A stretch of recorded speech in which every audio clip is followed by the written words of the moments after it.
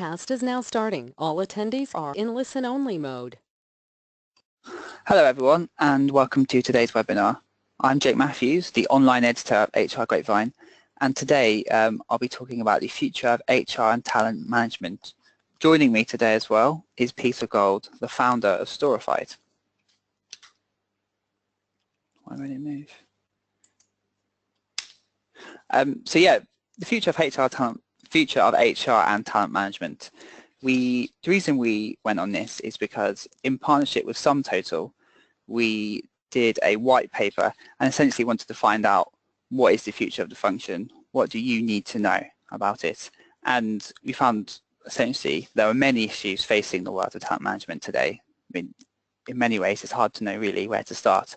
You've got the complex nature of managing millennials, obviously the impact of Brexit, which was only initiated officially yesterday, and the seismic change of geopolitics resulting in the election of Donald Trump, as well as also going back to the UK government, the fiscal constraints here. So all of these are combining and creating a challenge for HR. The old staff handbook really no longer applies. As a result, we asked our audience what they think about the future of HR and talent management, and these are our findings. Firstly, that millennials like to job hop, and that job hopping is now seen as a positive. Secondly, that biannual reviews, which are once a staple of HR and talent management, are essentially no longer relevant. Now, staff wants more in-time, real-time feedback that people can actually listen to and take on to create a bigger, better picture of how they're doing.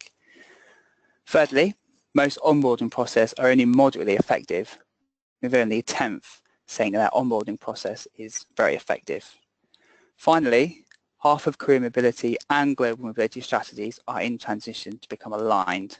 Only 11% are aligned. This is very important as global mobility assignments are set to double in the next 4 years. And you can see the demographic, which our audience that all responded was essentially split between director level and manager level all across the country. So, firstly, is job hopping a positive or a negative? Well, most people said that it was a positive, about 54%, and 45% said that it was negative. This correlates with research from LinkedIn, which is showing that from 1986 to now, the first 5 years that a graduate has post-graduation, they're expecting more and more employers, and even more the subsequent 5 years. We then asked HR directors, what do they think? We had Kate Riley, Director of People and Organisational Development at PPL. She said, a variety of experience within different organisations can only help the employee in determining what they want from a role and organisation. For the organisation, it ensures there is a broad range of experience to draw on that and that there is a good cultural fit. Against it was Tim Mitchell, Group Head of HR at Alliance Automotive Group, who said that job hopping for the sake of job hopping is not good. People make mistakes and join a business that's not right for them. It happens.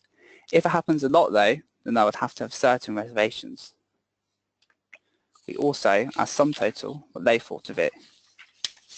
Who said, and Liam Butler said, if I look from my perspective as someone who brings talent on board into an organisation, historically, job hopping would have been a negative, but now it's a positive because they're picking up beneficial things such as skills. However, getting this talent on board needs to be a far quicker process, with employees expecting a far shorter time with their employer. You therefore need to maximise the time you have with them. I'm just going to run a poll now for everyone listening to see what you think, so feel free to vote. But while we do this and while you vote, I'm going to ask Peter what he thinks about these findings. What do you think, Peter? Well, I think the whole job hopping thing is quite interesting. It's interesting that the majority, small majority, think it's a positive thing. But if you look at football clubs, you know, they buy a certain amount of players, but not every player will fit into the squad at that time. So rather than sell that player on, they'll actually loan them out. So I think what we'll start to see, some organisations will take a similar approach and they'll go, okay, we know people will job hop, but we know some of our good people job hop. Is there an alternative? And that's where I think the kind of talent pool management will change, and we'll start seeing people sourced out to other organisations, not necessarily competitors, but giving them the opportunity to, in inverted commas, job hop without actually leaving the organisation. Now, so rather than kind of fight it, some people will embrace it. Now, the technology doesn't necessarily exist to do that today, but there are aspects of technology that would allow you to do that. So I think we'll start to see talent pool management, let's call it, technology starting to evolve, and people like SumTotal will potentially start to build those kind of technologies to allow their clients to be more successful in managing their talent. So that's where I think it will go. It is what it is. I don't think it will change necessarily, but I think the organisations that are pro and in support of job hopping recognise it's a positive thing. It's how do they best embrace it, and I see that technology and the kind of concept of how football clubs use their talent, I see that's how it will kind of work.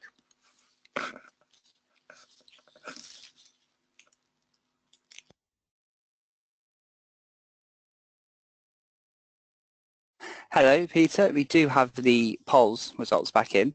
61% said they saw job hopping as a positive, and 39% said they saw it as a negative, which is actually a bigger indication towards job hopping being positive than our survey found.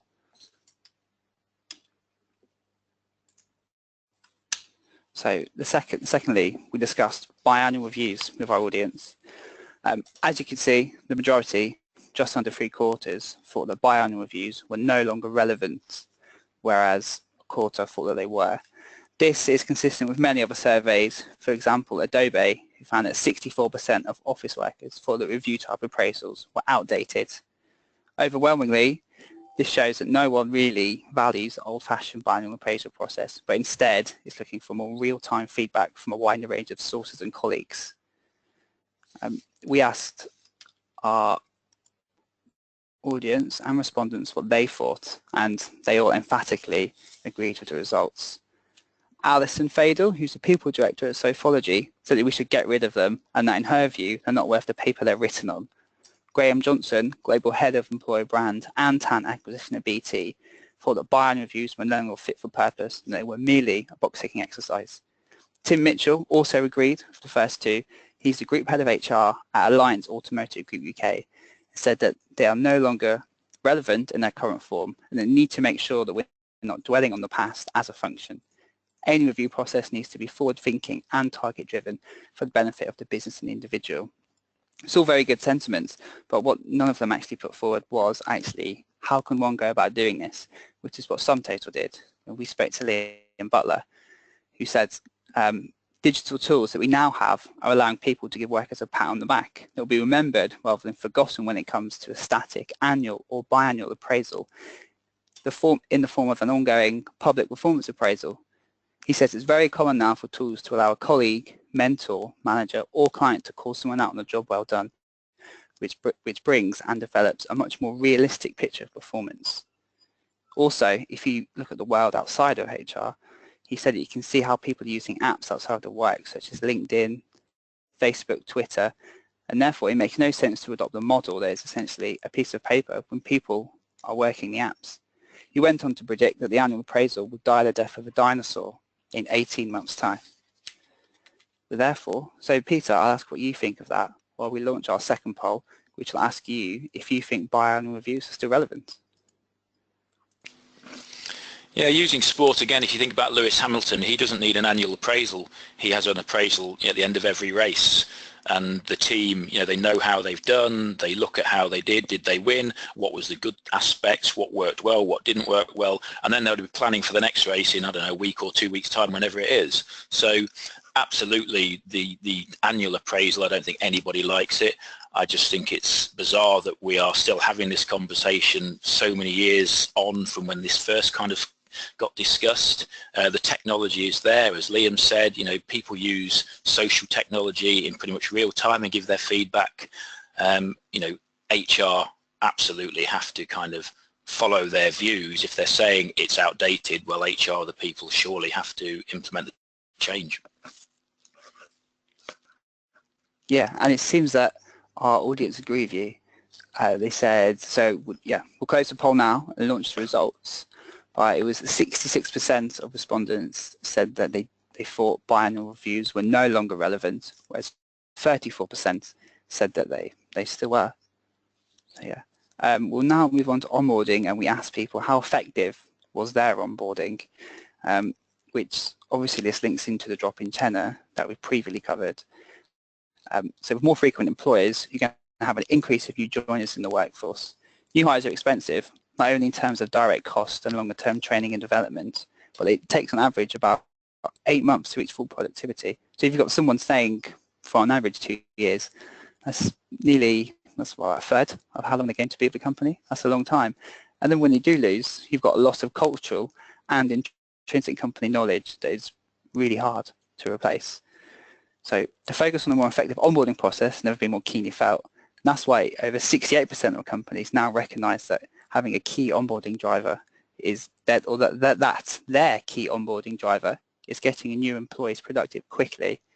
However, despite the fact that onboarding is very, very commonplace, only 10% of respondents said that their onboarding was very effective. So therefore, we wanted to know, how could this be maximised? How can one make that onboarding process better? So we spoke to Alison Fadel again and asked, how can we use technology to maximise onboarding? She said, it's now so much more quicker, faster and slicker. Using technology in the onboarding process itself has actually allowed us to do bespoke onboarding for a specific role, rather than it being like the olden days when you had a corporate induction for everyone in the business that used to come on through a piece of paper. Because it's all digital now, it's also embedded us to onboard people in far-reaching locations. If they're working from home, you can get them involved in the culture early on because you can touch them and feel them through technology, which is great. SumTotal echoed this as well. We spoke to Liam Butler again, who said, if you look at the decreasing average tenure of the new workforce, every day or week you waste on onboarding to full productivity is, in a concept of their career, a much longer time. A week's a month. That's a really short window to get someone to full productivity. So we have tools to allow the onboarding process to start the moment they accept the role. We're finding now that the onboarding process links into learning management and performance management systems. So it's a seamless transition as they come through. The key thing for us and our clients is to reduce the onboarding window. The new workforce is very receptive to this. It also helps the ongoing review process mentioned in the previous chapter. People have different ramp-up times to full productivity, and this technology allows you to reduce onboarding time, thus hiking productivity.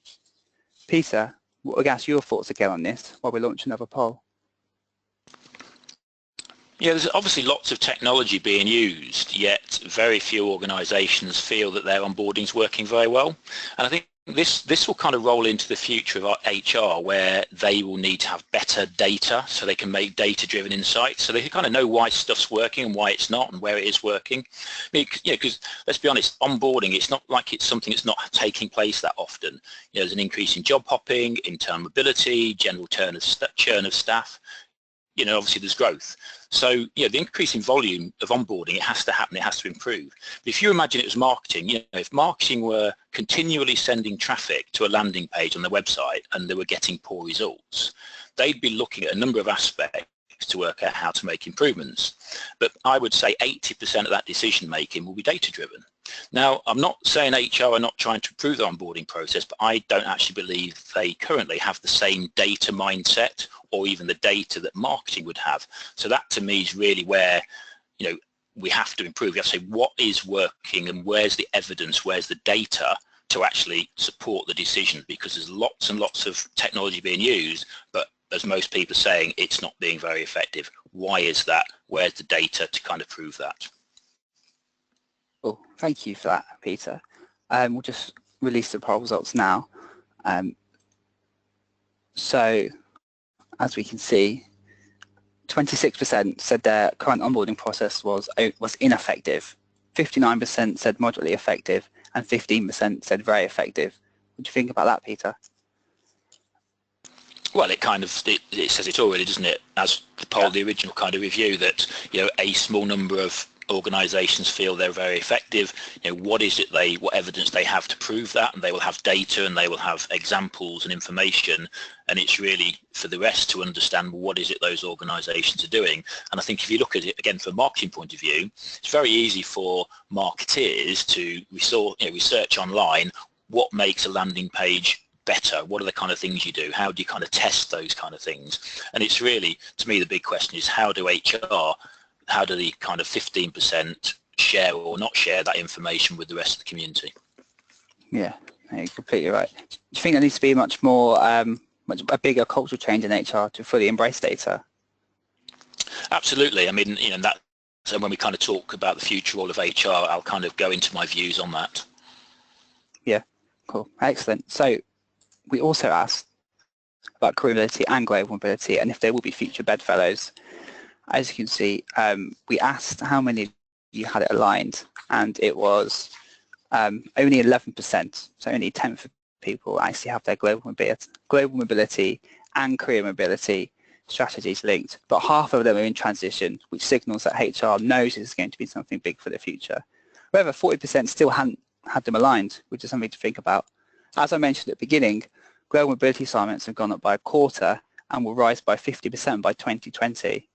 But despite the surge in global mobility, only 10% had aligned it. By 2020, the majority of the workforce will be made up of millennials who will be bringing their job hopping tendencies with them.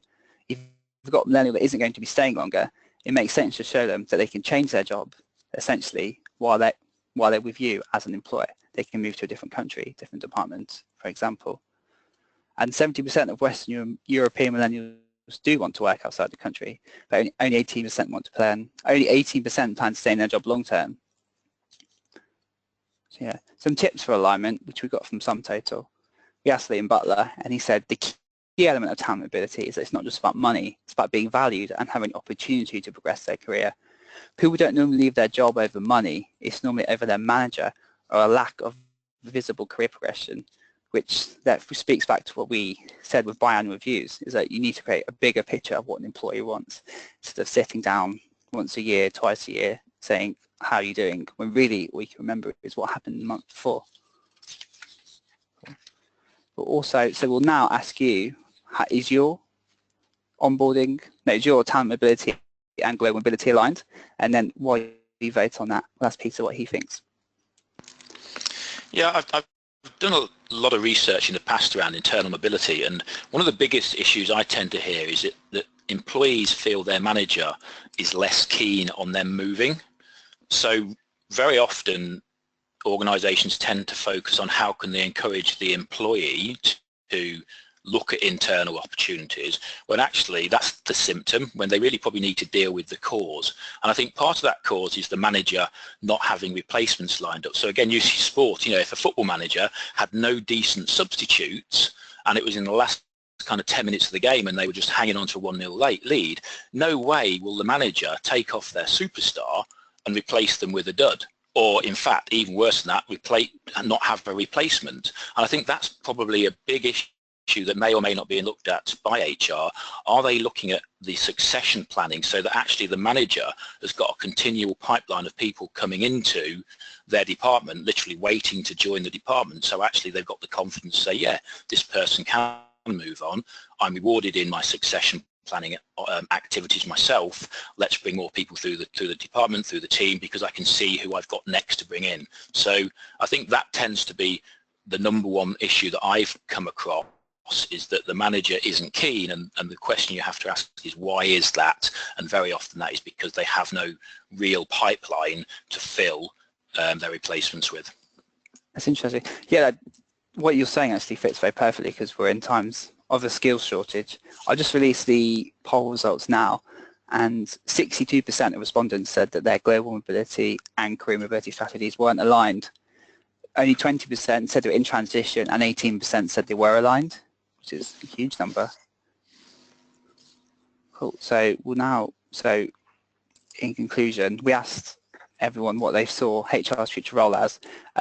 86%, so nearly 9/10, said that they saw HR's future role as facilitating business productivity and organisational performance, whereas 7% said it was what HR currently does now, like the appraisals, hiring, onboarding, payroll, things such as that. 7% said other, which generally covered, it was more specifically on the appraisals, hiring, onboarding, and payroll, etc.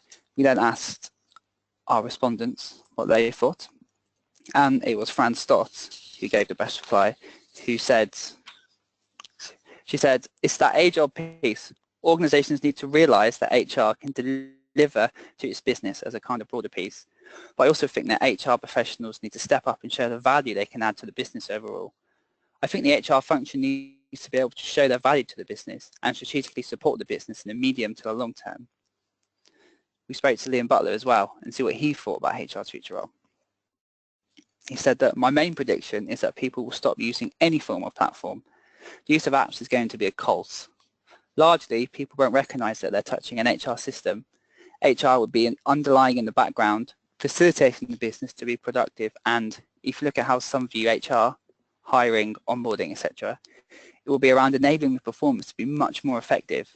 I know that has always been the goal of HR, but I think new technology and tools will allow that to be much more realistic prospect. Digital tools will give HR a much deeper reach to allow all of this possible. We're going to ask you now what you think HR's future role is, obviously on the answers that we came. But Pete, what do you think?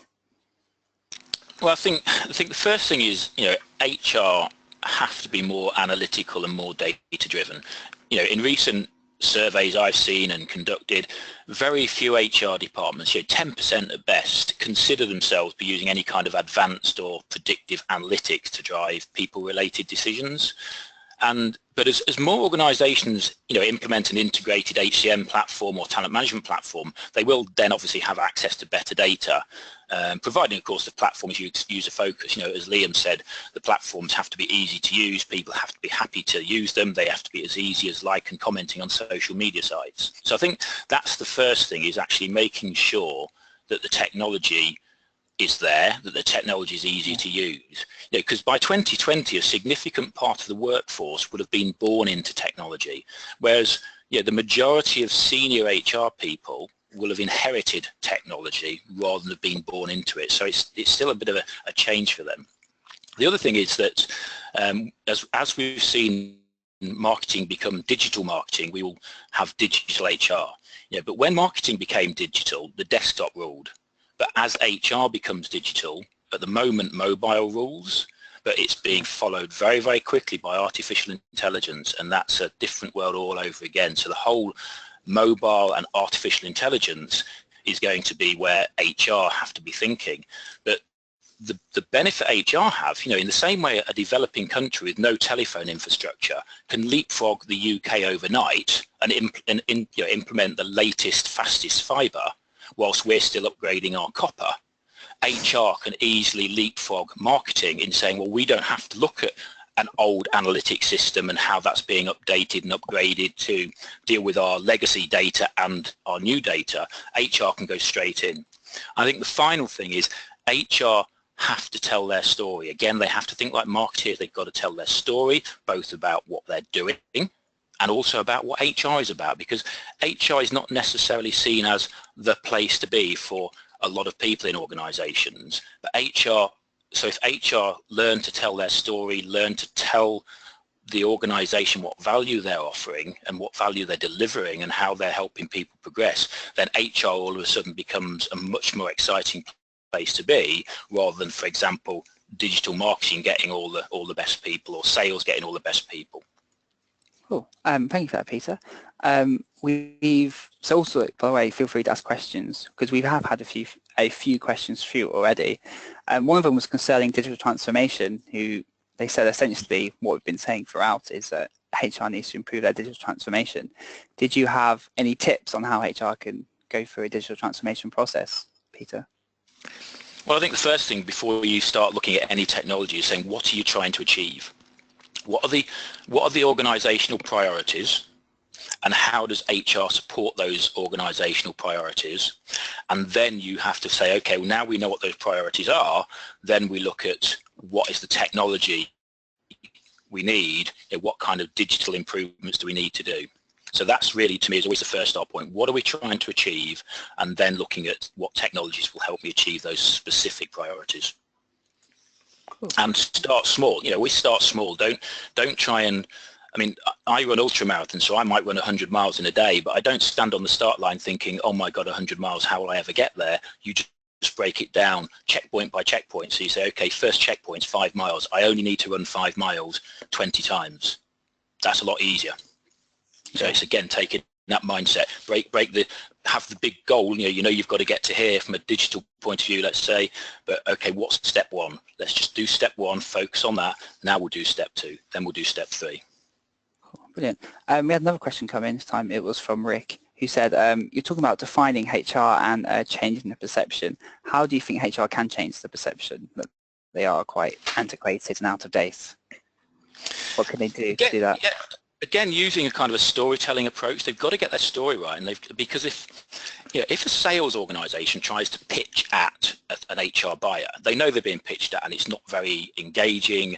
They're not particularly interested necessarily because they're being pitched at. Likewise, for HR to try and go and pitch to the company, this is what we've done, people don't buy in for that. So they've got to learn to tell their story in a more of a story kind of messaging about what they've achieved, because then people start taking notice because they don't feel they're being sold to about how amazing HR. They can actually touch and feel it in a way that's more memorable, such as, like I say, a story.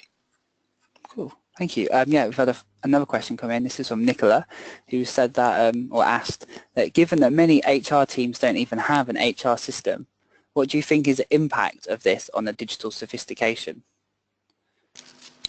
Well, again, it comes back to the business priorities. It depends where the priorities are. So let's say, for example, you're in a growth mode and you need to hire lots of people.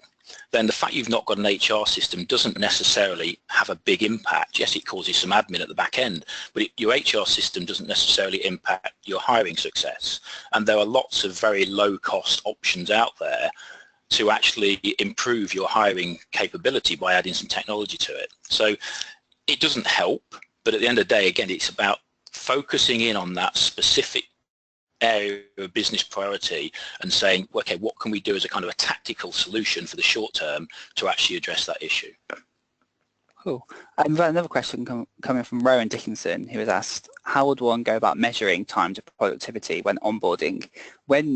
Just before you answer that, Peter, I'd like to say when we did get that stat, I believe it was from PwC, the way they measured it was against continual appraisals, because they want a company that scrapped appraisals. So by measuring against continual assessment, they were like, how long would it take for an employee to get to what we deem as fully productive?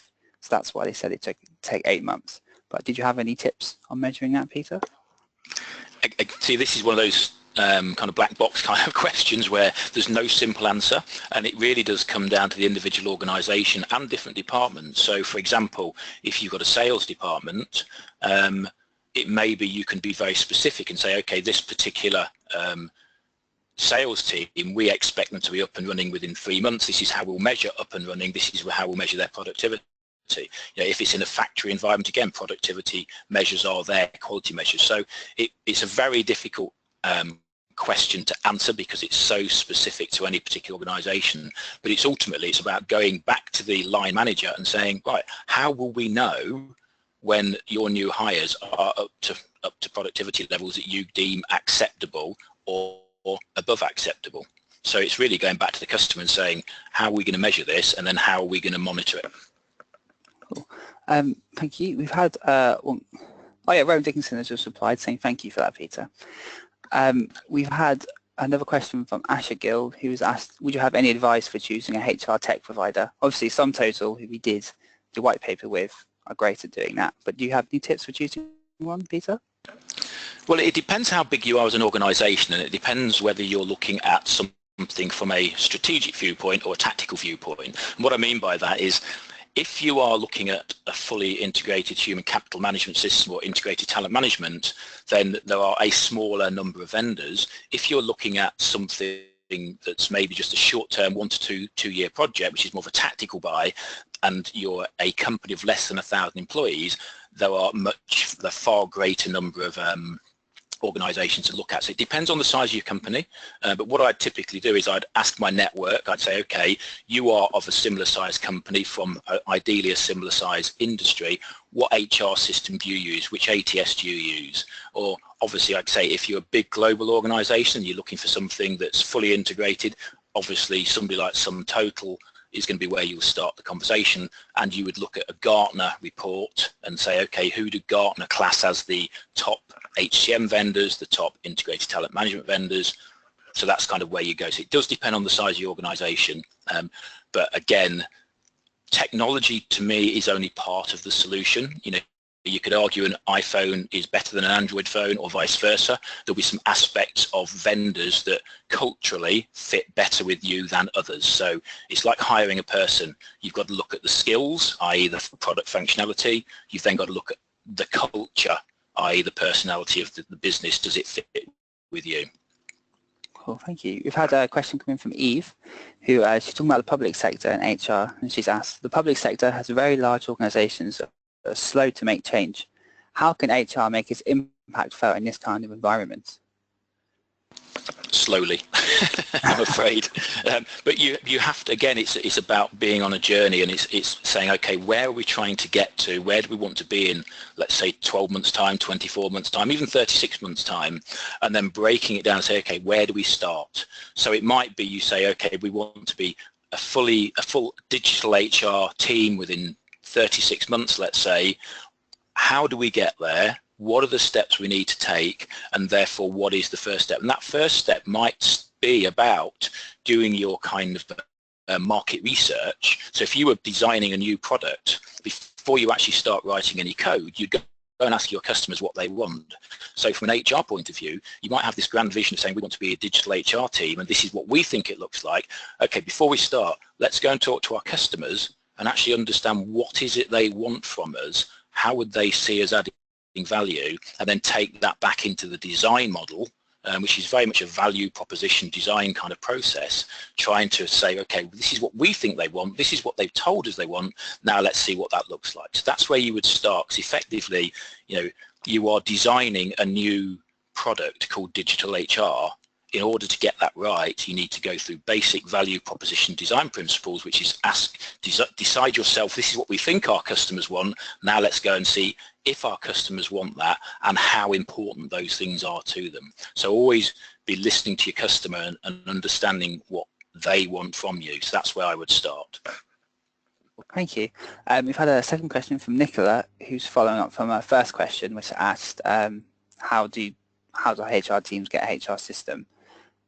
She has said, could you give us some examples of what you have seen working in places of appraisals? Does digital get in the way of the human process? Does digital get? No, it doesn't, because people are able to, feedback very, very quickly. But again, this is not just about digital. People have to be involved in the process. So if you're communicating with your line manager one way and say, I've just done this project, here's an update, and the line manager's not responding back to you, then yes, digital can get in the way because there's no human interaction, and there's no human interaction at the keyboard level. So it can be. So it is about a cultural thing, and very often the thing that stops a digital strategy working is not the technology, it's the people. So what you need to ask yourselves as an organization is, are we ready to make this work? Because people always blame the tech, and to be honest, it's rarely the technology that's at fault. It will always be down to the people. So that's where it can break down, is that your people are just not ready for a digital strategy. So you have to start there. So that's where digital kind of can break it down. But yeah, it works where the organizations are totally aligned, the managers are aligned, the employees are aligned, and everybody's using the technology in the way it's designed to be used. Absolutely, it works. Cool, thank you. Also, Eve, who asked you about the public sector, has just said thank you for your advice about where to start. My pleasure. And Nicola has asked a follow-up question from the prior one about examples of places of appraisals. Have you ever seen that, she says? Yeah, absolutely, yes. Yes, I've seen it in a number of organisations, and I've seen it working from 4 years back.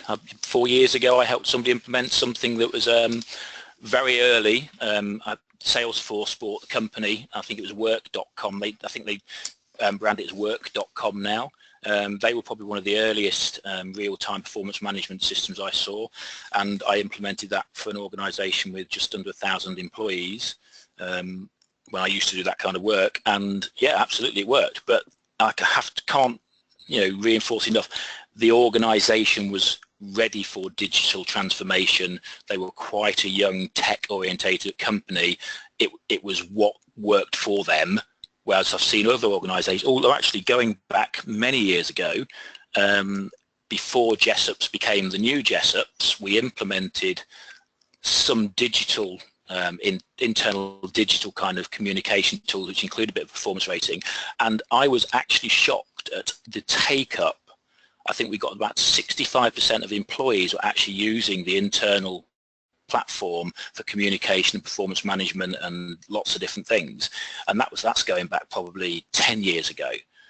I would have said at the time that Jessups probably were a little bit ambitious on what they were trying to do, but actually the employees were so desperate to get their voice heard, it was driven by that need rather than they were necessarily digitally ready. So it depends on what the demand is from your people and what you're trying to achieve. So absolutely, yes, it does work, it can work, but ultimately there's probably more failures than successes, and it's about how do you make sure you are ready for success rather than failure.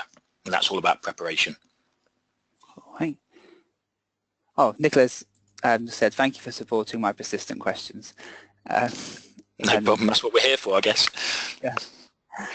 We've had one more from Thomas, who is going back to the research, who says, if annual performance or biannual performance appraisals are now no longer relevant, how do you suggest performance management is best captured and managed in an SME? From an SME point of view, and thank you for qualifying the size of your organisation, that does help. There are plenty of tools out there that can be used, and again, it's part understanding what's your process going to be. So always start off with your process. How would you like it to happen? And then talking to the people that it will actually impact. So you kind of get groups of people, line managers, or even at the CEO level. How are you actually going to measure the success before you actually and define your measure of success, define who it's going to impact, have those conversations, look at your process and your workflow, look at how you think you'll actually manage it and what you'll the data you'll get out of it to make decisions. Do all of that before you even start looking to buy technology. But as an SME, there are lots of products out there that can actually help you with that. Thank you, Peter. I think we've got no more questions coming in, so I think, yeah, that's all we have. Oh, Thomas, who has just said, many thanks for that answer, Peter. Greatly appreciated. Well, I hope that helps. And again, if anybody wants to find me, obviously they can find me on Twitter very easily. I'm quite happy to answer any other questions via Twitter, or just go to my website and you'll be able to get the contact details on there. Cool. Was there anything you'd like to add before we close, Peter? No, that's it for me, really. Cool. Thank you very much, everybody, for staying with us and all the questions. Excellent questions. Cool. I'd say, yes, thank you everyone for listening. And just a final note, the actual white paper will be sent to all of you, as well as a link to this webinar in due course. Thank you.